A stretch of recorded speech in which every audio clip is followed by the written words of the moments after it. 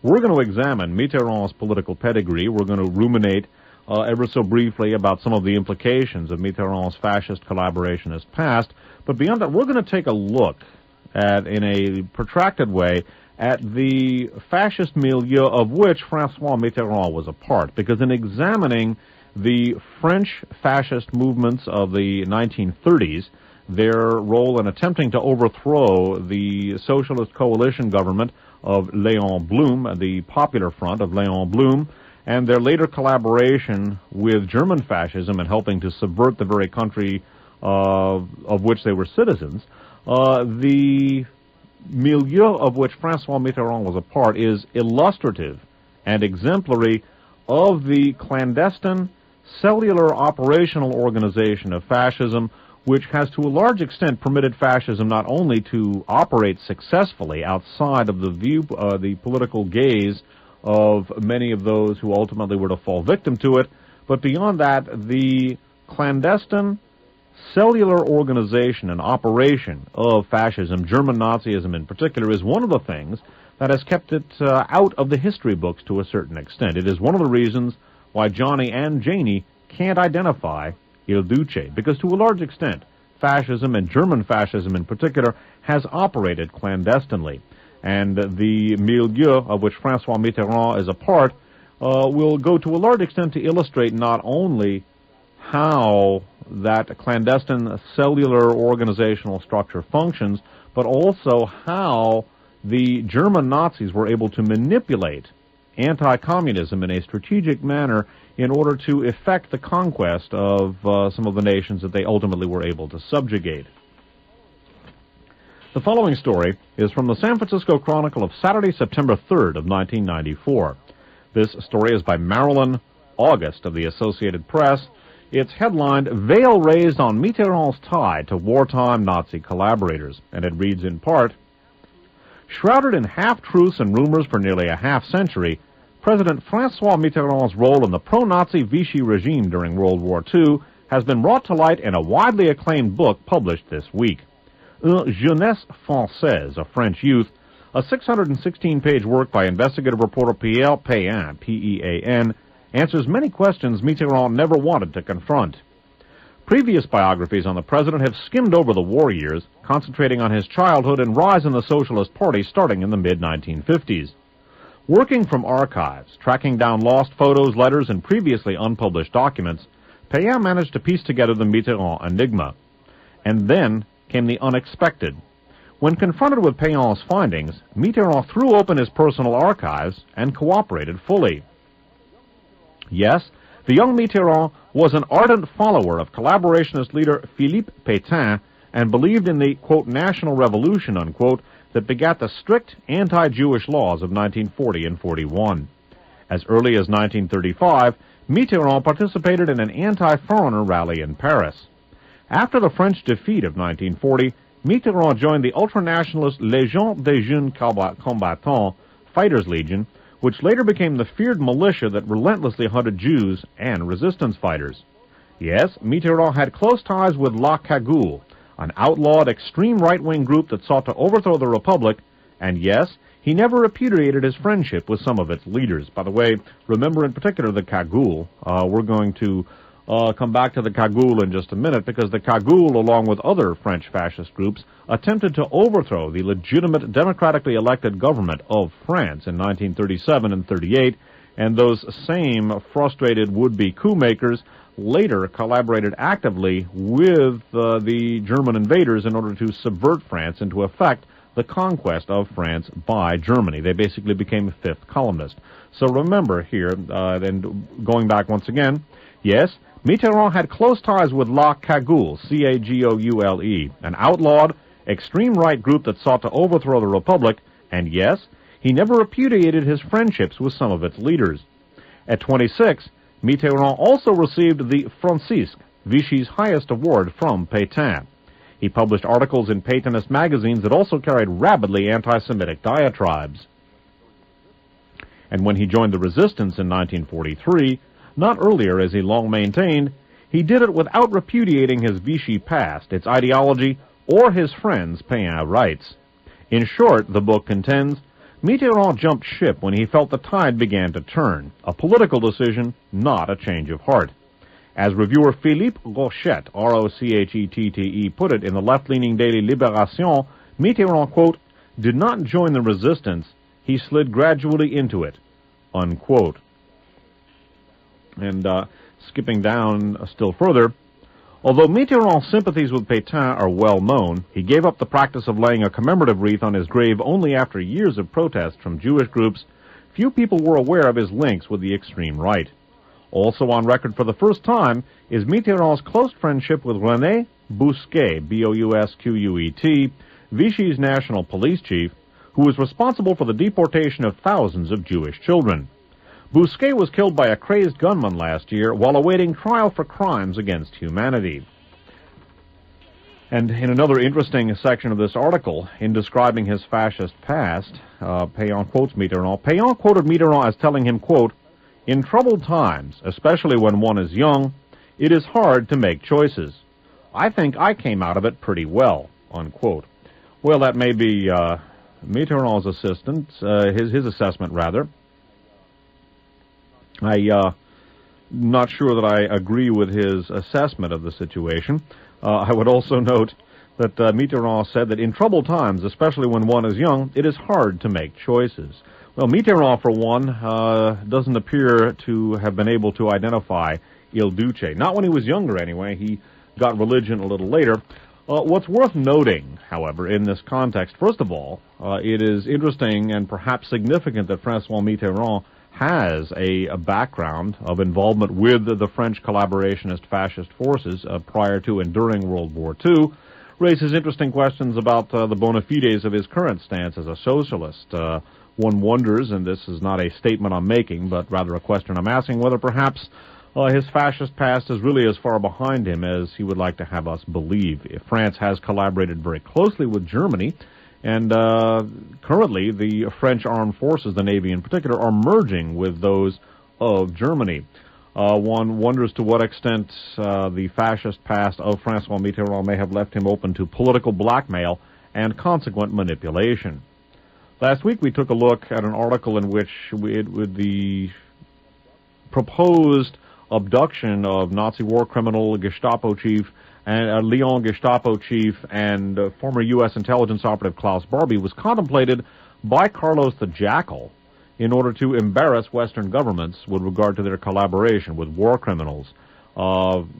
It's in light of the connections between François Mitterrand and the people involved with anti-resistance movement efforts, as well as the rounding up of the Jews. One has to wonder whether perhaps François Mitterrand himself was among those who may have been tarred by the Barbie brush, if in fact Klaus Barbie and or others involved with the French collaborationist effort during World War II had begun to talk as fully as they might have. Recall, it was Klaus Barbie who is credited with the capture of French resistance leader Jean Moulin. There are a lot of questions about who may have betrayed Moulin, but Klaus Barbie certainly very closely connected with the French fascist forces that were involved against the resistance. One of the people involved with those anti-resistance forces of the fascist Vichy collaborationist government, obviously, was François Mitterrand, who was very close to some of those involved with squashing the resistance. And note also his close friendship with René Bousquet, the national police chief of Vichy. I wonder what Mr. Bousquet might have had to say if, in fact, an assassin's bullet had not stilled his tongue prematurely, at any rate. Note in particular that François Mitterrand was an associate of many of the leaders of La Cagoule and was closely tied with La Cagoule. Now, La Cagoule, along with the Croix de Fer, was a clandestine fascist group in pre-World War II France that actually attempted to overthrow the government of France. Specifically, reactionary elements in France were embittered by the democratic socialist coalition under Léon Blum. It was a coalition government which ran the gamut from doctrinaire communists all the way through solidly established Democrats with a small d. Many of them were non-Marxist socialists as well. This government was elected to power largely as an anti-fascist government. It was regarded with deep contempt and deep hostility by many of the most prominent industrialists and financiers in France, the so-called 200 families who ran France, and also by political and national security figures allied with them. The Cagoule actually attempted to stage a fascist coup in France. It attempted to overthrow the legitimate democratically elected government of France in 1937 and 1938 in a fashion not unlike the abortive fascist coup in the United States in 1934, in which American industrialists and financiers who were embittered against Franklin Roosevelt attempted to overthrow Roosevelt and set up a corporate state along the line of Mussolini's fascist government in Italy. The Cagoule, in particular, operated clandestinely. Its members wore hoods.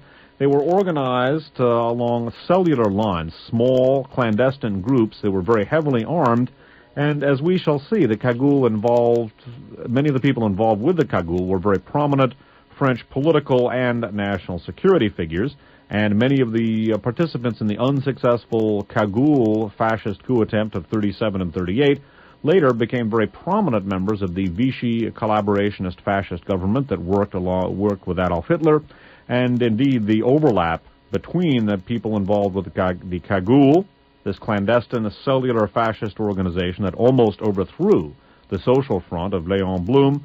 The connections between them and the Vichy government are profound. And beyond that, we should note that many of the French fascists allied with the Cagoule actively collaborated with the Germans in order to bring the French military to its knees. The French lost the war in 1940 through a combination of bungling and deliberate subversion by many of the fascists associated with the Cagoule and the Croix de Fer, who literally preferred Hitler and foreign-born fascists to domestic socialists and Democrats with a small d from their own country. Bear in mind in this context, Hitler's speech before the Industry Club of Dusseldorf that I added as an addendum to Uncle Sam and the swastika. Many prominent industrialists and financiers shared Hitler's view that democracy itself was subversive because it allowed inferior people to gain a certain amount of control over the means of production. We're going to take a look at the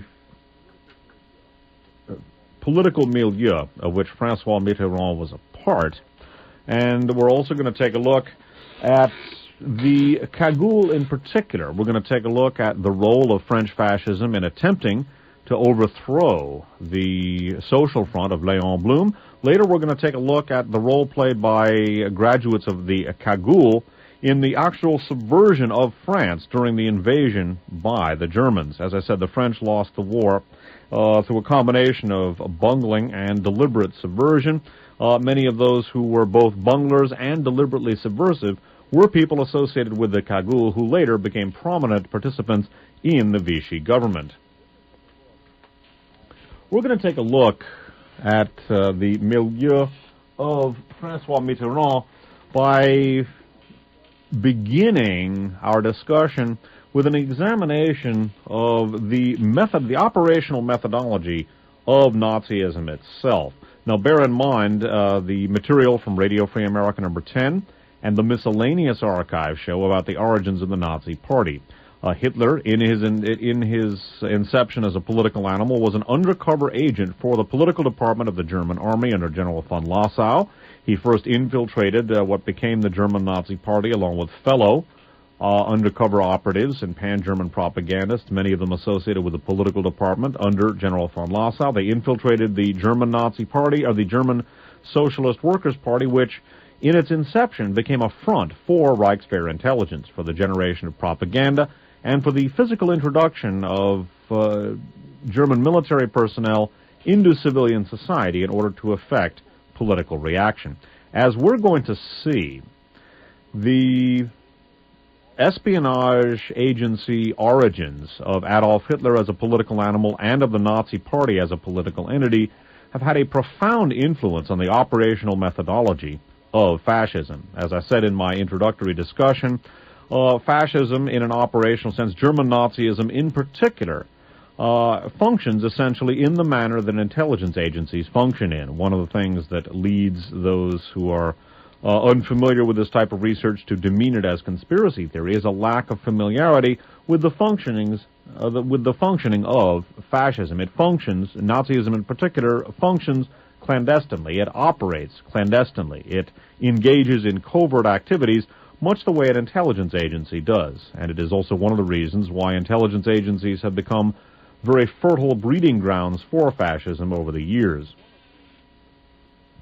One of the best ways of learning to identify Il Duce is to read about Il Duce from the people that were writing about Il Duce and also Der Fuhrer at the time when they were holding sway in the 1930s and 1940s. Of course, going back to the Examiner column, which is the keynote for this archive show, Johnny can't identify Il Duce and Janie can't identify Il Duce. One of the reasons is that people have not studied the history, and to a large extent the history has been deliberately suppressed, both by those who did support Il Duce and Der Fuhrer and don't want that known, and by those who would put over an agenda on contemporary citizens, like the agenda of Hitler and Mussolini. For our discussion of the cagoule, the political milieu of François Mitterrand in his fascist collaborationist days, and for an examination of the operational methodological tenets of German fascism, we're going to turn to two books that were written in the late 1930s and 1940s. This first book was by a prominent journalist named Joseph Gollum, G-O-L-L-O-M-B. Gollum achieved a lot of publicity at the time he was writing in the late 30s and 1940s for his excellent work covering the rise of fascism around the world. Joseph Gollum became one of the most noted anti-fascist writers in the 1930s and 1940s. He wrote a book about the operational methodologies of fascist subversion. That book was called Armies of Spies. Again, the author Joseph Gollum, G-O-L-L-O-M-B. This book was published in hardcover in 1939 by the Macmillan Company.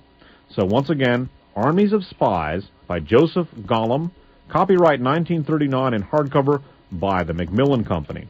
We're going to begin by taking a look at the operational methodology of German fascism, whether operating at home, i.e. in Germany, to subvert the democracy of the Weimar Republic, or, as we shall see, when operating in foreign countries such as neighboring France, the methodology used by Nazism to subvert democracy is essentially the same, whether it is operating in its home country, so to speak, to subvert democracy, or operating in a foreign country. And the clandestine, cellular nature of the organization is characteristic of Nazi methodology, and it is something that we will be seeing repeated throughout history, both in the pre-World War II, World War II, and post-World War II periods, an echo of that clandestine cellular methodological organization to be found in the clandestine anti-communist cells that were mandated as part of the original NATO treaty, and which resulted in Operation Stay Behind, Gladio, the P2,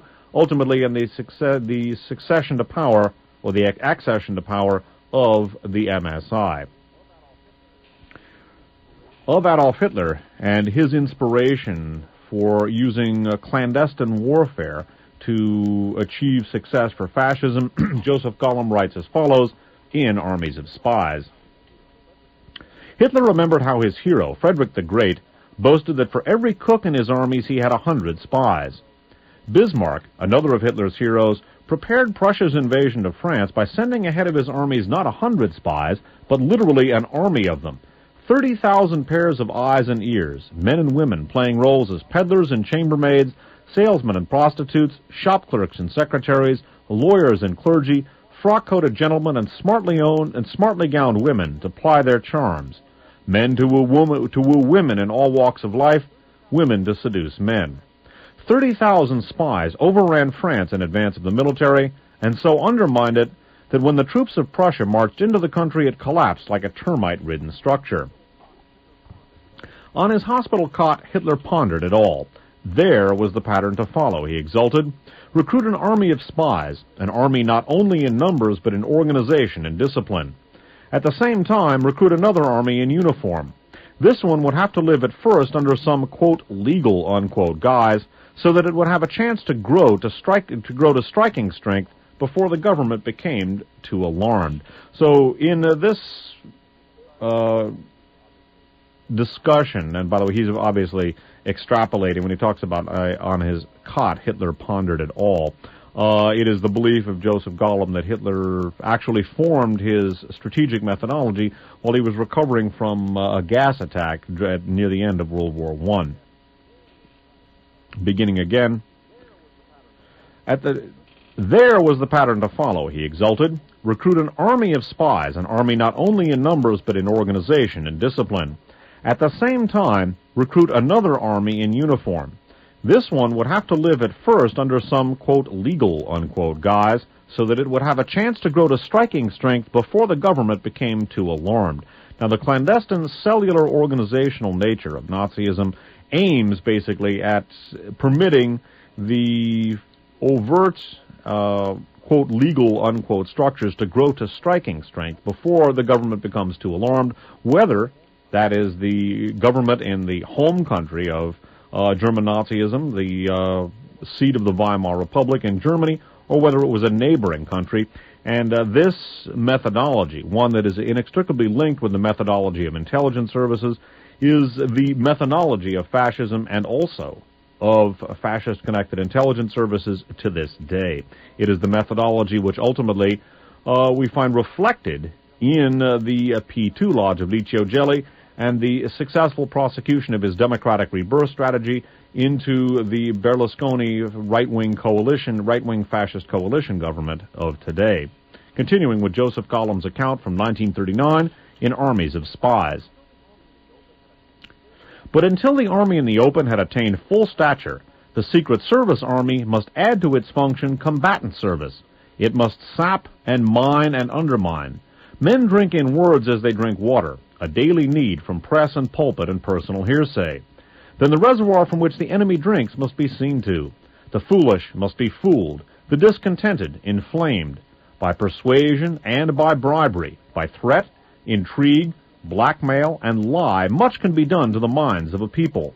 Meanwhile, good men must infiltrate every trench of the enemy, win posts high and low, so long as they are important posts. All this time, arms and ammunition must be begged, borrowed, or stolen, and cached in secret places until the proper moment. And every now and then, the two growing armies in concert must try a push at the edifice of the enemy. A putsch was Hitler's word for it, to see how ripe the moment may be.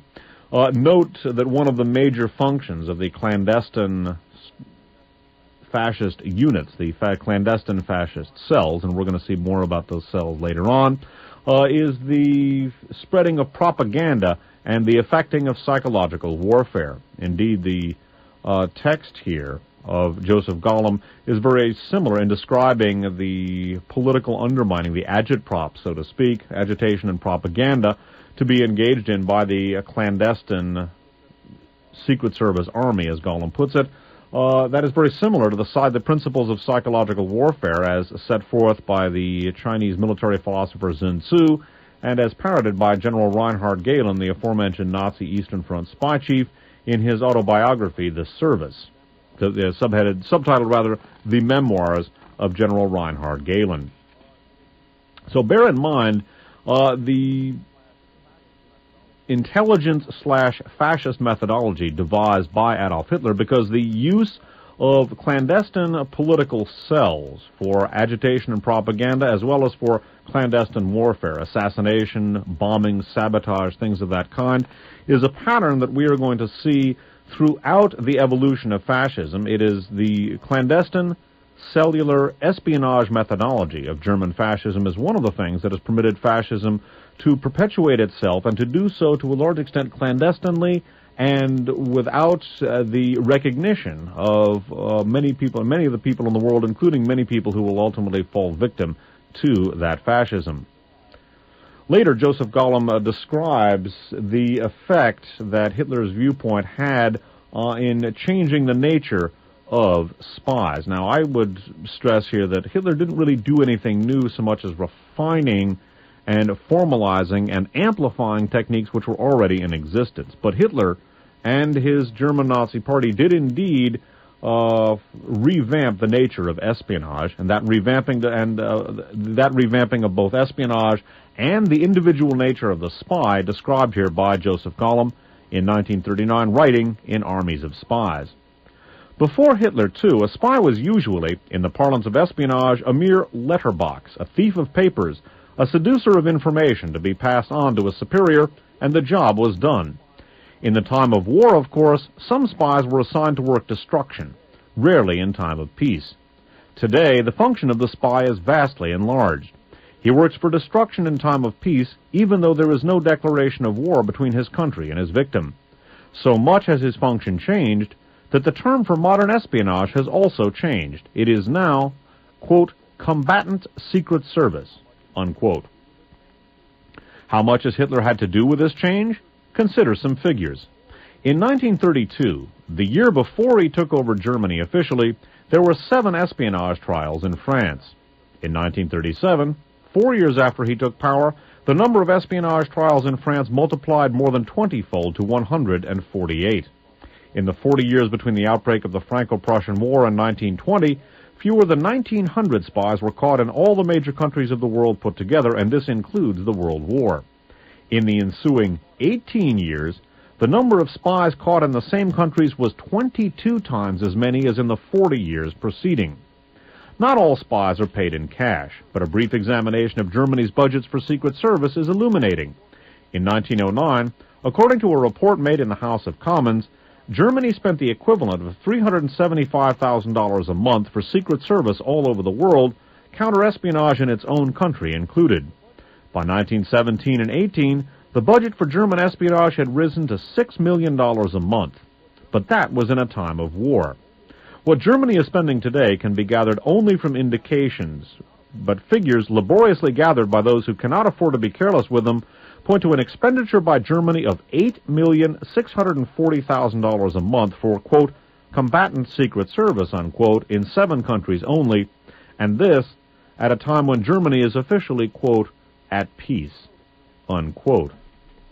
So note again that the expansion of German espionage activity in accordance with the methodology of infiltration and subversion that was refined and formalized by Adolf Hitler, that expansion of the espionage function and its projection forward into peacetime as a form of clandestine warfare, not mere, quote, spying, unquote, that resulted in the expansion of the number of spies caught in neighboring countries, the expansion in espionage total, and of course, in the expansion of the German intelligence budget. What we're going to take a look at next is the French terminology for the small groups of spies that were to comprise an integral part of the Third Reich's and of fascist intelligence and political methodology. Take note also of the psychological warfare dissemination functions of many of these operatives, because this is something that was envisioned by Hitler in describing the way in which the so-called combatant secret services would psychologically undermine the populations that they were targeting, whether they're the populations of, say, Germany or Italy, or whether they're the populations of neighboring countries. Joseph Gollum writes again in Armies of Spies, but neither Italy nor Japan and no other country in recorded history has devoted to espionage so vast a portion of its national budgets as modern Germany has, nor developed it on so complicated a pattern and on so overwhelming a scale as Hitler has. And its achievements have been correspondingly impressive. It is history, for instance, that the war in Spain did not just happen to break out, nor has it been primarily a Spanish affair. For years it had been prepared by German sapper spies, or as the French call them, saboteurs. Then there were Austria and Czechoslovakia. Corresponding to the company unit, say in infantry, saboteur spies work in groupings which the French have named after the word for nest, nid, N-I-D, or need, perhaps. The average need consists, again to use other terms the French have developed, of about 100 moutons, 80 dupeurs, and 20 baladeurs, all working under an agent fixe. Mouton specialize in industrial sabotage. Duce confine themselves to military and semi-military information and work. Baladeurs, or strollers, are freelancers who go wherever their superior equipment prompts them to go. Unknown to any of the need are trafiquants, spies sent from Berlin to watch their own spies to see that there is efficiency and no graft or double-agent trafficking with the enemy. Saboteur spies are of two categories, quote, termites, unquote, and, quote, torpedoes, unquote, with a third category exclusively German known as harbor service, quote, unquote. Termites confine themselves to psychological work. They encourage disaffected individuals and groups, organizations, and inflammable minorities. They spread rumors that gnaw at a nation's credit structure, whispering campaigns against banks and on stock exchanges. They circulate stories and analyses that breed worry. They distribute printed matter of all kinds and photographs that have either been specially staged or bear captions that do the work of disseminating despair. They subsidize newspapers with advertisements, copy, or outright cash. They try to do the same with radio and newsreels. Here, for example, is a typical termite circular that had wide circulation among the Arabs in French Morocco. Quote, "The Jew is devouring you as vermin devour sheep. France protects him. He is the agent and tool of France. Germany locks him up or drives him out or otherwise disposes of him. Germany confiscates the property of the Jews and thus adds to its national wealth. You could do the same, Moroccans, if you were not the slaves of France," unquote. From 2 to 18 months after termites begin their work, the torpedoes move in. As their name would indicate, the character of their work is not, quote, psychological, unquote, but physical. They concentrate on key industries, lines of communication and transport, hydroelectric systems, power distribution lines, railroad terminals and centers, bridges, canals, aviation fields, airplane factories, ammunition works and arsenals, mines, and stored supplies of raw material and manufactured goods. So note that in addition to the usual work of espionage ferreting out key strategic information, two of the main functions of the army of spies devised by Adolf Hitler, as Joseph Gollum refers to it, or has titled it, are to, first of all, conduct clandestine warfare, the actual physical sabotage of enemy installations and industrial sites, but also, in addition to actual clandestine warfare and sabotage, psychological work, i.e. psychological warfare, the spreading of information and disinformation to psychologically undermine the enemy and to psychologically undermine the body that is being targeted for conquest. Now note again, a very important element of tonight's discussion, the methodology used by fascism in general, by German fascism and Nazism in particular, to subvert a government is essentially the same, whether it is being used domestically or in a foreign sense. The use of small clandestine bodies, small clandestine organizations to agitate behind the scenes to spread psychological warfare and disinformation, to psychologically and politically undermine the body politic targeted for fascist takeover, as well as the physical sabotage of that society. That methodology is essentially the same, whether it is being directed against a foreign power or against democratic forces in one's own country. So the methodology of fascism in taking over Germany, both in the pre-World War II period and, as we shall see, in the contemporary period, is essentially the same methodology as fascism and Nazism used to subvert their neighbors, the use of small, clandestine bodies for both clandestine warfare and psychological warfare. We're going to see that methodology employed over the decades. Now, again, it's important to understand that one of the ways that the Nazis were able to conquer many of the people they conquered, and this is described, by the way, in Radio Free America number 37, how the United States lost the Second World War, was by using anti-communism in a strategic fashion. One of the countries where anti-communism was used strategically with the greatest skill was in France. Now, in France, there was a very strong fascist political movement, which took several forms. Two of the main bodies were the Croix de Fer, or Cross of Fire, or Croix de Feu, Cross of Fire, and also the Cagoulard, or la Cagoule, or the Cagoulard, les Cagoulards, the so-called hooded ones. Those were the hooded fascists that François Mitterrand was quite close to, and about whom we're going to hear more in just a couple of minutes. We should note that the French fascists were rallying to a large extent against the government of Léon Blum, the Popular Front or Social Front of Léon Blum, which in turn was coalesced to a large extent in reaction to the advent of French fascism. The willingness of French military and political figures to engage in subversion and to collaborate with German fascism in subverting their own country was due to a large extent to the anti-communist doctrine of fascism.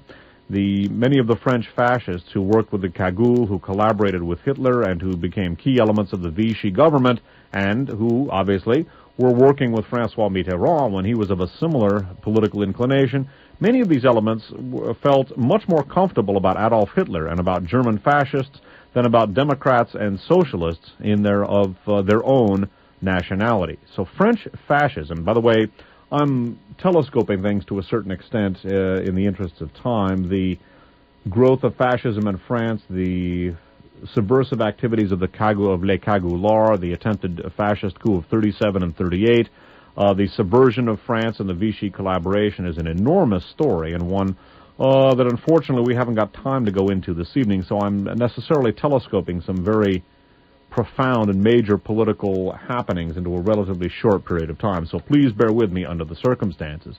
But French fascism, to a large extent, was created or grew in response to the Social Front of Léon Blum and the willingness of many of the French fascists to subvert their own country. And again, the Cagoulards actually engaged in an abortive fascist coup in the 1937-38 period, and their willingness to collaborate with the Nazis later was due to their anti-communist doctrine and their hatred of the democratically elected socialist coalition government of Léon Blum. Returning once again to Armies of Spies by Joseph Gollum from 1939. Gollum writes, fascism was rearing its head in France under the leadership of Colonel Casimir de la Rocque, that's R-O-D-E-L-A, capital R-O-C-Q-U-E, who was openly aping Hitler and Mussolini. Rallying against the threat to their democracy, the people of France, from communists to the solidly middle-class radical socialists, formed the Front Populaire, went to the polls, and elected a potent majority united under Léon Blum, who became premier. The victory rendered desperate and ruthless the big industrialists and the, quote, 200 families, unquote, of France, who owned the bulk of France's wealth. So note again that in France there was a situation where the wealth of the nation was concentrated to a large extent, primarily in the hands of 200 families. Those 200 families represented the core of the sentiment on behalf of fascism, that sentiment expressing itself not only in the Cagoulard movement, the clandestine organization for a fascist coup in 37 and 38, but the later Vichy collaboration. What we're going to look at next is Joseph Gollum's description of the fascist agitation and of the clandestine coup attempt that was staged by the Cagoulards, the so-called hooded ones. Again, they were a clandestine French fascist organization that relied on small, highly organized clandestine groups, heavily armed, as we shall see, as their basic methodological foundation. The Cagoule's activities came to light in 1937 and 38 when the French police authorities staged a series of raids and came across all sorts of weapons caches, secret hideouts, secret fortresses, and they came upon these while investigating bombings and assassinations that had been performed by members of the Cagoule. Now again, what we're looking at here, and bear in mind François Mitterrand's connections to the Cagoule and to the Cagoulard leaders, what we're looking at here is a coup attempt, very similar to the American fascist coup attempt of 1934, in which dissatisfied French industrialists, financiers, politicians, and national security people, meaning military officers, military leaders, attempted to overthrow the democratically elected government of Léon Blum because they were more sympathetic. They preferred fascism to democracy. Later, many of these same elements actively collaborated with the German invasion. And as we shall see, the Cagoule was basically allied with Hitler and Mussolini and represented a fifth column, an actual projection into France of the Third Reich's intelligence services and also the Italian intelligence services for the purposes of subverting their neighbor nation. And note the pivotal role played by the domestic fascists, in this case the Cagoulard, in this subversion effort by Italy and Germany. The description of the Cagoule, and by the way, La Cagoule was the organization, the Cagoulards were the members of that organization. In describing the Cagoulard fascist coup attempt of 1937 and 38, Joseph Gollum writes as follows. The witch's cauldron of blood and dynamite was still simmering when on October 16th, a new melodrama began on National Highway number 5 that runs from Geneva to Paris. 2 Swiss customs officers were patrolling that road at Curet, C-U-R-E-T, when from around the bend came a black coupe converted into a commercial vehicle. The car swerved into the curve so fast that one of the rear doors flew open, and then in the straightaway it closed again. When the customs officer came to this curve, they saw a trail of rifle cartridges in the road. By this time, the car was well into French territory, and the customs officers, telephoned ahead. At a filling station, the coupe was stopped by French police and searched. It was full of ammunition for small arms. The driver and only occupant was taken to police headquarters for questioning. He gave his name readily, Fernand Jacobiez, J-A-K-U-B-I-E-Z, or Jacobier. It took pressure, however, to make him answer more searching questions. Quote, "Where are you taking all that ammunition?" Unquote. "To the Villa Lafute in Rueil, R-U-E-I-L, a suburb of Paris," he finally replied. Jacobier was not allowed to send out word of his arrest, and the Sûreté Nationale converged on the Villa Lafute. The house was owned by a Lucien Lenoir, L-E-N-O-I-R, but the man who lived in it called himself Louis-Joseph Malicone, M-A-L-L-I-C-O-N-E. The tenant looked profoundly disturbed when plainclothesmen swarmed into Lafute, but he protested they would find nothing in the house to warrant, quote, outrageous intrusion, unquote. 2 of the intruders kept him company in the living room. The rest explored the house from garret to cellar. Down below, at the end of a narrow hallway, they came to a wall of shelves of bottled wine. They probed about and found a hidden door, which they opened. Their flashlights revealed a large square chamber with walls of reinforced concrete, to which were fastened iron rings and strong chains, obviously a prison. In the wall opposite the entrance was another door with a peephole. This door had to be pried open with steel. It was made of metal, but finally gave way. The room into which it opened was much longer than the other, and was lined with rows of cots. At first, the searchers thought it was a dormitory, that it was intended as an infirmary. There were glass cabinets full of surgical instruments, medical supplies, and, incongruous in a sick room, racks of loaded revolvers. The landlord and the caretaker of the villa stubbornly denied that they knew anything about these rooms. The police tried another tack. Those interesting rooms, they decided, with their massive, specially constructed walls of reinforced concrete, were not built by some inexperienced provincial mason. A swift nationwide hunt found André Vasselin, B-A-S-S-E-L-I-N, of 13 Rue Betancourt at Dieppe, who admitted he had worked on the masonry job at La Fouté. He, too, was questioned, and this time to some effect. "It was my boss, Monsieur Anceau, A-N-C-A-U-X, who ordered me to do that work," unquote. Anceau was arrested. His business, that of a building contractor, proved no clue to his interest in the Villa La Fouté, but his political affiliation was more illuminating. He was a former leader of the local chapter of Colonel de la Roque's fascist organ, Croix de Feu, that's Cross of Fire. Again, that's one of the 2 dominant fascist organizations in France, along with the Cagoule, a considerable degree of overlap between them.